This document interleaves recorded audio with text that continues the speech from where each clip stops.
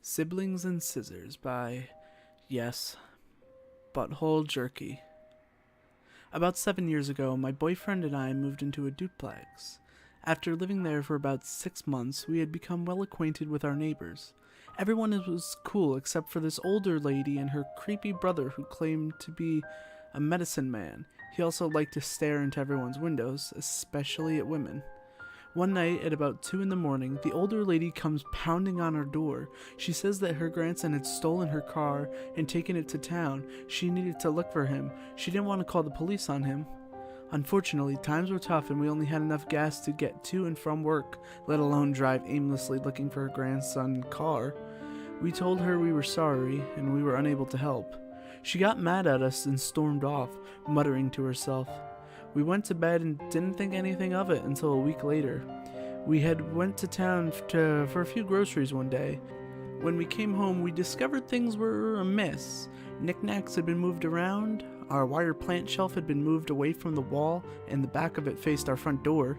We initially thought someone had broke into our apartment, but couldn't find anything missing. The door wasn't open or unlocked when we got home. No windows were broken or had been opened. We thought someone was just fucking with us. Later in the evening, we went to cook dinner and discovered all of our cooking knives were missing. Upon searching our apartment for the second time, we also discovered our pocket knives, scissors, and box cutters were gone. Starting to feel officially creeped the fuck out at this point, I walked into my bedroom to see if there was anything else out of place. Then I noticed my needle tool, which is for making pottery, was stuck in the wall, all the way down to the handle. It was perfectly positioned at the head of our bed, about 3 feet up from our pillows.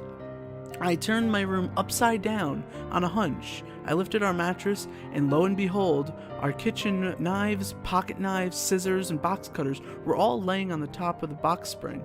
The pocket knives were open, the box cutter blades were protruding, and the scissors in, well, scissor position.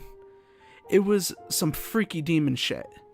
There's no way anyone had entered our house unless they had a key, which also is highly unlikely. We smudged, blessed our apartment, and prayed over it because we could just feel negative energy and spent a sleepless night being creeped out. The next morning we went outside to smoke an anxiety cigarette. Lo and behold, our creepy pervert neighbor was on his porch, grinning at us the entire time we were out there. Imagine a psychotic Gomez Adams grin, if you will. I know it sounds crazy, but we were pretty sure it had something to do with denying his sister a ride.